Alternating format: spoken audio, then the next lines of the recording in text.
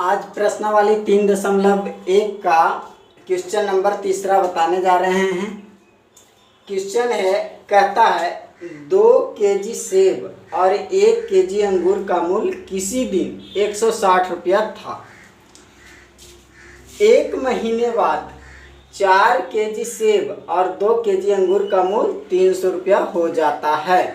इस स्थिति को बीजगणितीय तथा ज्यामितीय रूपों में व्यक्त करना है। अब हमको ये जो क्वेश्चन दिया हुआ है इसको बीजगणितीय और ज्यामितीय रूपों में व्यक्त करना है। तो सबसे पहले बीजगणितीय रूपों में देख लेते हैं, अर्थात समीकरण 2 को बना लेते हैं, उसके बाद हम लोग ज्यामितीय रूपों में देखेंगे। तो कहता है यहाँ पे सेब है और दूसरा अंगूर है ना। तो माना कि 1 केजी जो सेब है, 1 केजी जो सेब है उसका मूल्य 100 रुपया हमने मान लिया कि 100 रुपया था। सेब का मूल्य और अंगूर का मूल्य दोनों जोड़ेंगे तब ना 160 रुपया होगा। तो हम सेब का जो मूल्य है उसको 100 रुपया मान लिए और अंगूर का जो मूल्य है उसको 22 रुपया मान लिए। अब प्रश्न से चलते हैं, है ना।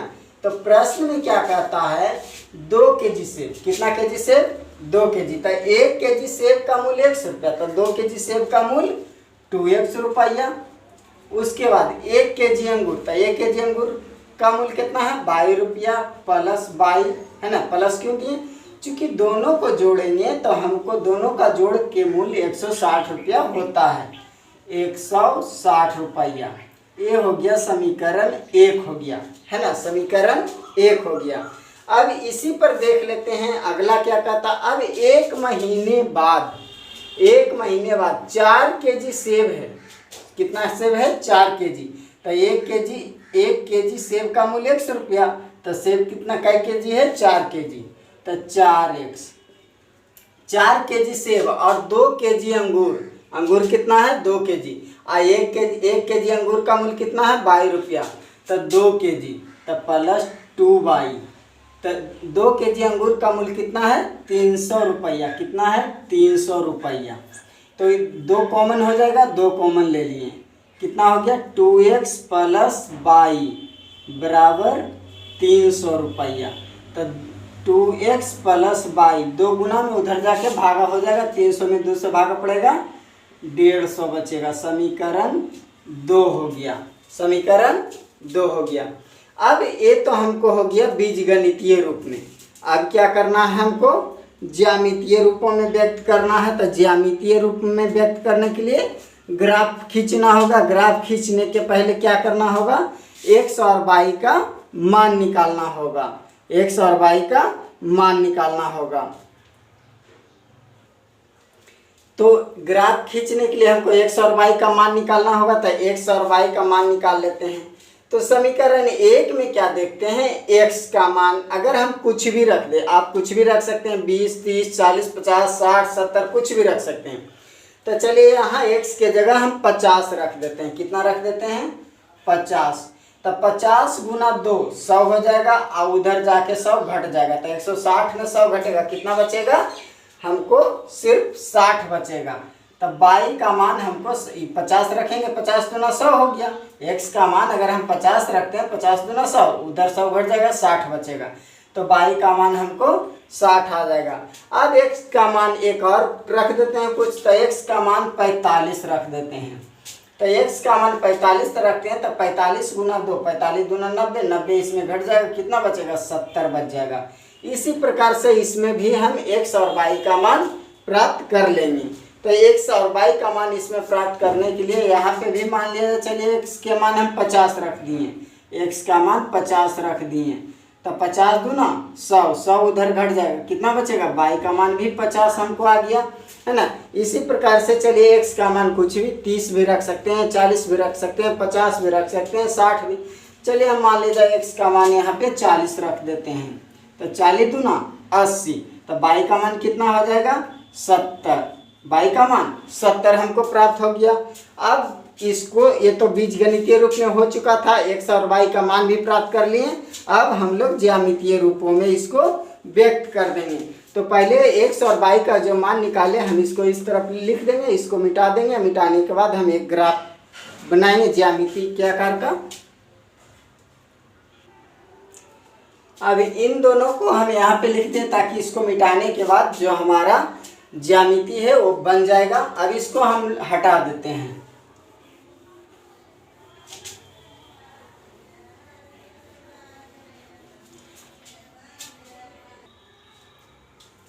ये हो गया मेरा ग्राफ। तो ग्राफ जब हो गया तो हम साथ जो ग्राफ पा रहे सिर्फ और सिर्फ पॉजिटिव लिए, एक्स का मान पॉजिटिव, वाई का मान पॉजिटिव, निगेटिव निगेटिव, इस तरफ एक्स का मान निगेटिव और नीचे वाई का मान निगेटिव होता है। लेकिन हमने एक्स और वाई का मान जो निगेटिव हमने नहीं लिया। क्यों नहीं लिया? तो जो हमारा जो एक्स और वाई का मान आया ये सब पॉजिटिव में ही है ना, इसलिए हमने निगेटिव नहीं लिया। अब समीकरण 1 से जो हम एक्स और वाई का मान निकाले इसको रख कर देखते हैं। एक्स का मान 50 कितना है? एक्स का मान 50, तो 106 हो गया एक्स का मान 50 इस पॉइंट पर। फिर वाई का मान 60 है, वाई का मान 60 यहाँ पे। तो इन दोनों को सीधी रेखा में बढ़ाने पर ये कहाँ मिलता है?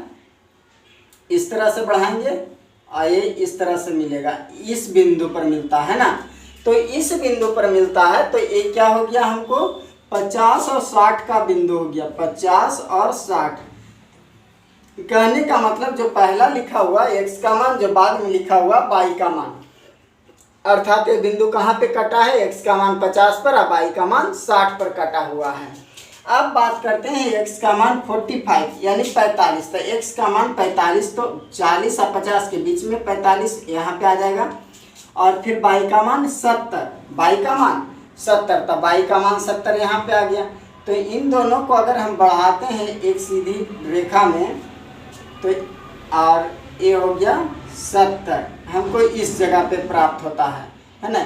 किसका प्राप्त होता है हमको? 45 और 70 का, 45 और 70 का प्राप्त होता है ये बिंदु।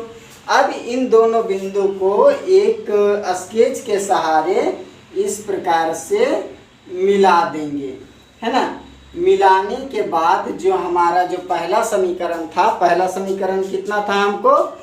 2x प्लस वाई बराबर 160 था। इस लाइन पर 2x प्लस वाई बराबर कितना? 160 कहीं भी लिख सकते हैं, यहाँ पे लिख सकते हैं, यहाँ पे नहीं तो नहीं भी लिख सकते हैं। अब बात करते हैं पुनः x का मान 50 और y का मान 50 की। तो x का मान 50 और y का मान 50, ये दोनों बिंदु हमको इस जगह पे कटेगा, इस जगह पे कटेगा, है ना। उसके बाद x का मान 40 और y का मान 70। तो x का मान हमको 40, पहला किसका हो गया? 50-50 का हो गया, 50-50 का। x का मान 40 यहाँ पे और y का मान 70 यहाँ पे। तो ये चला जाएगा हमको, ये कट गया और उसके बाद 40 और 70 यहाँ पे मिल जाएगा, है ना। ये किसका मिल गया? 40 और 70 का, 40 और 70 का। तो ये जो बिंदु हुआ, ये बिंदु हुआ। अब इसको पुनः सीधी रेखा में मिला देते हैं, है ना। ये हो गया हमको ग्राफीय विधि। और इसका जो समीकरण था 2x प्लस वाई बराबर 150, इसको भी लिख सकते हैं हम लोग 2x प्लस वाई बराबर 150, कहीं भी लिख सकते हैं।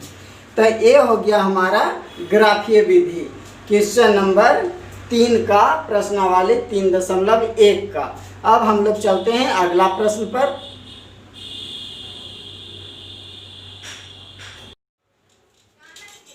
अगला क्वेश्चन कहता 5 पेंसिल तथा 7 कलमों का मूल्य 50 रुपया है और यदि 7 पेंसिल तथा 5 कलमों का कुल मूल्य 46 रुपया है। एक पेंसिल का मूल्य तथा एक कलम का मूल्य ज्ञात कीजिए। ये जो प्रश्न है इसको भी हमें ग्राफीय विधि से ही एक पेंसिल और एक कलम का मूल्य ज्ञात करना है। तो यहाँ पे जो क्वेश्चन हमारा दिया गया है इसमें सबसे पहले क्या करेंगे? मान लेंगे। क्या मानना है? कि माना कि एक पेंसिल का क्रय मूल्य 100 रुपया है ना। 5 पेंसिल है ना, क्या लिखेंगे? माना कि एक पेंसिल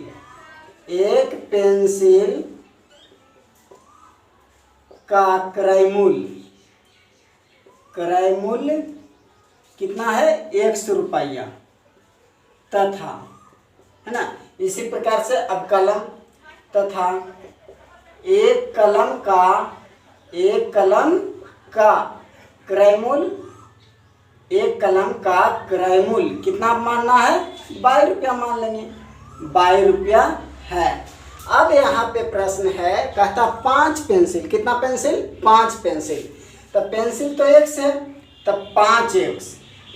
अब कहता 7 कलम, कलम कितना है, 22 है, तो 7 कलम, तो 7 कलम का कुल मूल्य, कुल मतलब इन दोनों को जोड़ देंगे, तो जोड़ने के बाद कितना आ जाता है, 50 आ जाता है।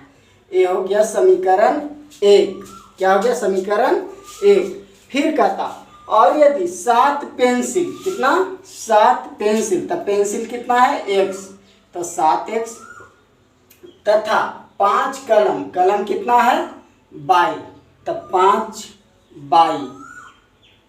5 कलमों का कुल मूल्य 46 रुपया, तो कुल, तो दोनों को जोड़ेंगे, जोड़ दिए तो कितना हो गया, 46 रुपया। इस समीकरण 2 हो गया, है ना।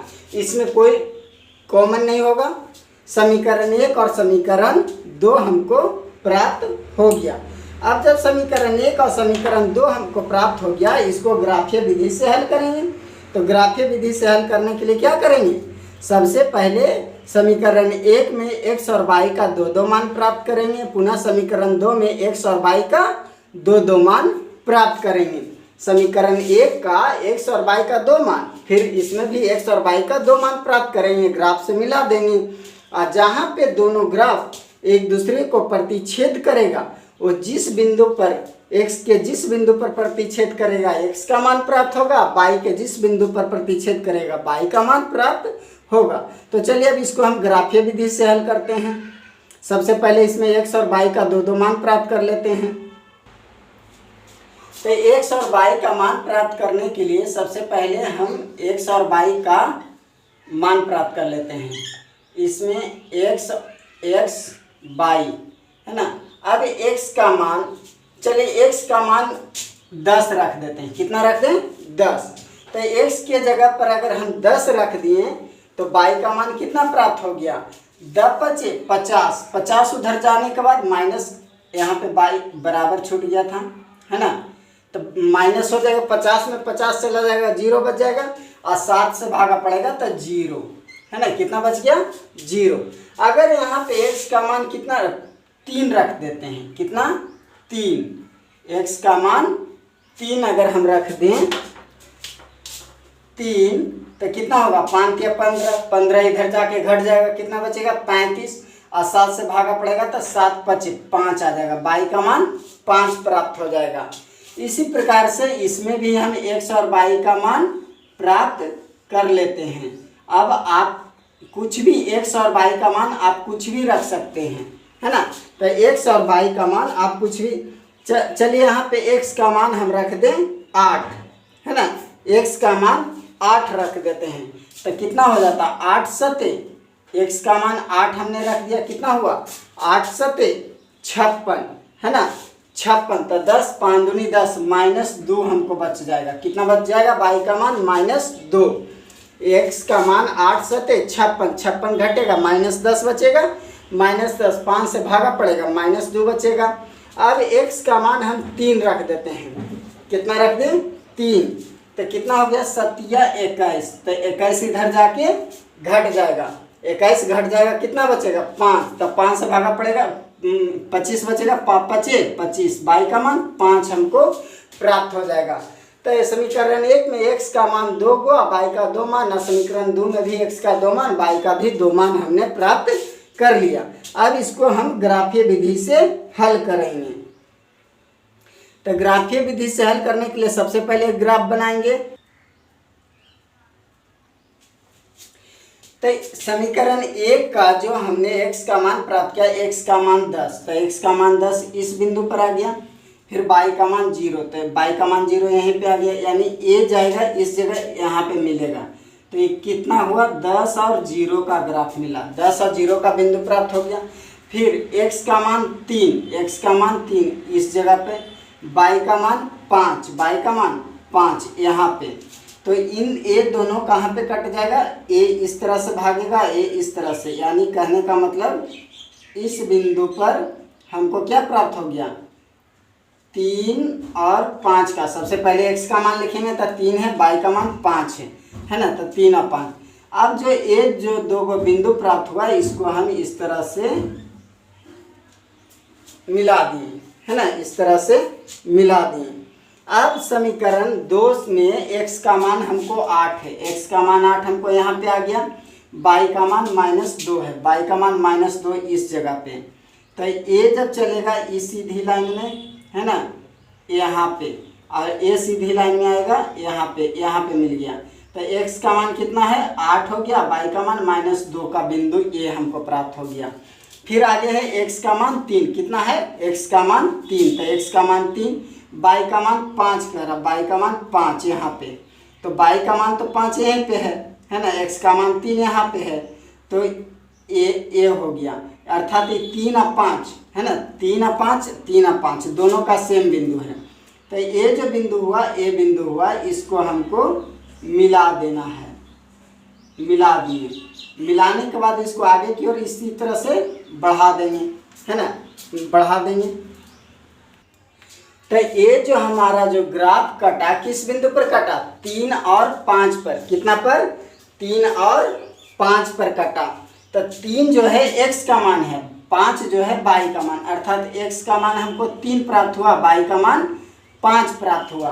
और यहाँ जो हमारा क्वेश्चन कहता है एक पेंसिल का क्रय मूल्य 100 रुपया, अर्थात एक पेंसिल का क्रय मूल्य 3 रुपया, फिर एक कलम का क्रय मूल्य 22 रुपया, अर्थात एक कलम का क्रय मूल्य 22 रुपया हमको ग्राफ के द्वारा एक पेंसिल और एक कलम का मूल्य, एक पेंसिल और एक कलम का मूल्य हमको प्राप्त हो गया, है ना। ग्राफीय विधि के द्वारा पेंसिल और क्रय मूल्य का मूल्य ज्ञात करना था। तो एक पेंसिल का क्रय मूल्य कितना आया 3 रुपया, एक कलम का मूल्य कितना आया 22 रुपया। नीचे में क्या लिख देंगे, अतः जो हमारा ग्राफ प्राप्त हुआ यह बिंदु 3 और 5 अर्थात x का मान 3 और y का मान 5 पर प्रतिच्छेद करता है। अतः एक पेंसिल का क्रय मूल्य 3 रुपया और एक कलम का क्रय मूल्य 22 रुपया प्राप्त हुआ। तो फिर मिलते हैं अगले चैप्टर में।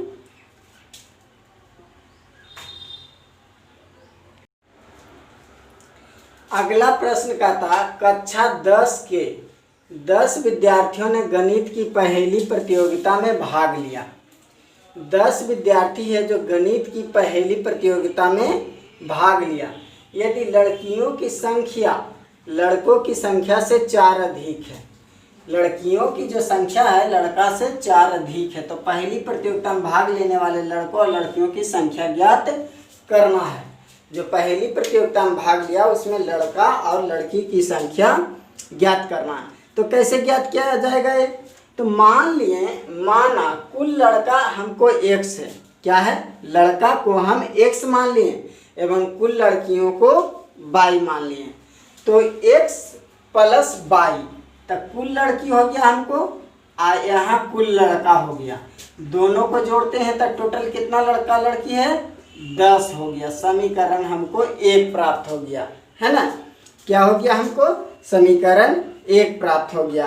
अब आगे कहता है कि लड़कियों की संख्या लड़कों की संख्या से 4 अधिक है, लड़की जो है 4 अधिक है ना। तो अब सवाल है कि हम x लिए और इधर y ले लिए। अब y तो लड़की हो गया, x है जो कुल लड़का हमको x है मान के क्या चले हैं, कुल लड़की x माने, कितना माने हैं x, कुल लड़का x माने और कुल लड़कियां y माने हैं। यहाँ पे कहता लड़कियों की जो संख्या है लड़का से 4 अधिक है। अगर हम इसको बीच में से बराबर करना चाहेंगे तो क्या बराबर होगा, नहीं होगा। यहाँ पे लड़कियों की संख्या लड़का से 4 अधिक है, लड़की जो है 4 ज़्यादा है, लड़की की संख्या हम y माने हैं, तो इसको से तो 4 ज़्यादा है, तो 4 हम इन्हें आओ देंगे ना, 4 इधर देंगे तब ना बराबर होगा। बराबर बीच में करने के लिए हमको 4 इधर देना पड़ेगा, ये तो 4 पहले से ऑलरेडी ज़्यादा है, तो 4 हम इधर दे दिए। अब इसी को क्या करते हैं, इसको क्या करना है हमको, x को उधर ले जाते हैं, तो x उधर जाएगा तो -x हो जाएगा ये प्लस बाई है, ये है ना। अब 4 को इधर रहने देते हैं, इसी को सरिया के लिख देते हैं -x प्लस बाई बराबर 4। समीकरण हमको 2 प्राप्त हो गया। कितना हो गया? समीकरण 2 प्राप्त हो गया। समझ में आई ना। कहता है कुल लड़का एवं कुल लड़कियों में टोटल कितना है? 10 है। तो लड़का की संख्या 1 समान है, लड़की की संख्या 22, तो x प्लस बाई टोटल 10 हो गया। अब कहता है लड़की की संख्या लड़का से 4 अधिक है, तो लड़की के तो हम बाई माने हैं, तो ये तो ऑलरेडी पहले से 4 ज्यादा है। बीच में बराबर करना चाहेंगे तो x में 4 देंगे तब ना बराबर होगा। उसके बाद हमको समीकरण 2 की प्राप्ति हो गई।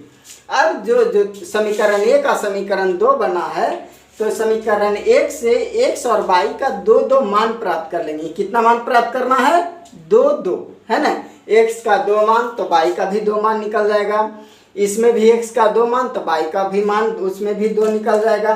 अब समीकरण 1 में देखते हैं, समीकरण में x और y का जो है हमको 2 मान प्राप्त कर लेते हैं सबसे पहले। तो समीकरण 1 का समीकरण 2 में x और y, आप यहाँ पे x का मान कुछ भी रख सकते हैं। चलिए अगर x का मान हम 0 ले लें तो 0 खत्म हो गया, y का मान 10 हो गया, है ना। अगर हम x का मान यहाँ पे 10 ले लें तो y 10 ले लें, है ना, तो 10 उधर जाके माइनस हो जाएगा, अर्थात y का मान हमको 0 प्राप्त हो जाएगा। इस प्रकार से अब इसी प्रकार से इसमें भी हम कर सकते हैं, x और y का मान प्राप्त कर सकते हैं, x और y का मान प्राप्त कर सकते हैं। तो इसमें अगर x का मान यहाँ पे हम 0 रख दें तो y का मान कितना हो जाएगा? 4 हो जाएगा। x का मान 0 रख दें तो y का मान 4 प्राप्त हो जाएगा। अगर x का मान -4 रख दें, x का मान -4 रख दें तो -4 ये माइनस तो +4 और +4 होने जाएगा तो -4, y का मान 0, है ना। इस प्रकार से हमको प्राप्त हो जाता है। अब इसको ग्राफीय विधि से हम लोग बताएंगे, तो ग्राफीय विधि अब चलते हैं। तो ये मेरा ग्राफीय विधि हो गया। अब समीकरण 1 में x का मान 0, तो x का मान 0 तो ऑलरेडी 0 तो यहाँ पे रहता ही रहता है। तो y का मान कितना हो गया? 10 प्लस में ना, तो y का मान 10। ये बिंदु हमको जो है यहाँ से सीधी बढ़ेगा, आइए तो जस के तस अपना पोजीशन पर है ना। तो ये जो बिंदु हो गया हमको क्या हुआ? 0 और 10 का मान प्राप्त हो गया। फिर x का मान 10, x का मान 10 इस बिंदु पर, अब y का मान 0, तो 0 तो ये रहेगा, ये इधर जाएगा, ये तो स्थिर रहेगा। ये क्या हो गया हमको? x का मान, पहले x का मान लिखेंगे 10, फिर y का मान 0, ये 10 और 0 का बिंदु प्राप्त हो गया। अब इसको सीधी लाइन में मिला देंगे, है ना। अब ये जो समीकरण हुआ x प्लस वाई बराबर 10 का मान हो गया। क्या हो गया? x प्लस वाई बराबर 10 का, किसी भी जगह लिख सकते हैं x प्लस वाई बराबर 10 का। अब बात करते हैं x का मान 0, तो x का मान 0 तो यहीं पे, y का मान 4, y का मान 4 हमको इस जगह आ गया। ये कितना का बिंदु प्राप्त हो गया? 0 और 4। x का मान सबसे पहले लिखेंगे तो 0, फिर y का मान लिखेंगे, क्या लिखेंगे? y का मान कितना है? 4 है, 4 लिखा गया। पुनः x का मान -4, तो x का मान -4 इस जगह पे, फिर y का मान 0 तो इस जगह, तो ये तो यहाँ से आएगा, यहाँ पे मिल जाएगा, तो एक इसका प्राप्त हो गया। पहले x का मान कितना? -4, फिर y का मान 0, 0 यहाँ पे हो गया। अब ये जो दोनों है इसको इस तरह से मिला दिए, मिलाने के बाद इसको इस तरह से बढ़ाते हुए चले गए। बिंदु कहाँ कटा? इस जगह पर, है ना। कहाँ पे कटा? इस जगह पे। अब जो ये बिंदु कटा है इसी को हमको गौर करना है। तो ये जो हमको बिंदु कटा किस पॉइंट पर कटा? तो x का मान जो है हम देखते हैं कि ये 3 पर कटा हुआ है। ये तो हाथ द्वारा बनाया हुआ है तो दूरी आगे पीछे हो गया है ना। ये 3 पर कटा है, x का मान 3 पर कटा, अब y का मान 7 पर कटा है ना। y का मान 7 पर। ये जो हमने ग्राफ बनाया, ग्राफ का कॉपी आता है, उसमें ऑलरेडी 1 2 3 4 5 जो हम 10 तक लिखें उसमें ऑलरेडी स्केच के द्वारा दर्शाया हुआ रहता है है ना। तो 3 x का मान 3 पर कटा और y का मान 7 पर कटा। तो 3 जो x का मान हमको 3 हो गया, x का मान 3 और y का मान 7। तो x का मान किसको माने हैं, लड़का की संख्या x, तो लड़का की संख्या 3 हो गया और लड़कियों की संख्या y माने है, तो लड़का 7 हो गया। 3 लड़की और 7 लड़का, है ना, 3 लड़की और 7 लड़का हो गया। और यहाँ पे भी क्वेश्चन कहा गया लड़कियों की संख्या लड़कों की संख्या से 4 अधिक है। तो लड़की तो 22 है, तो 22 है और लड़का x है, तो इसको से 4 ज़्यादा है ना, इसको से 4 ज़्यादा है। तो ग्राफ के द्वारा भी हमको लड़की और लड़का की संख्या प्राप्त हो गया। अंत में क्या लिख देंगे, अतः लड़कों की संख्या 3 एवं लड़कियों की संख्या 7। इसी प्रकार से यही हो गया हमारा, ये हो गया बीजगणितीय और ये हो गया ग्राफीय रूप में। अब हम लोग अगले प्रश्न पर चलेंगे।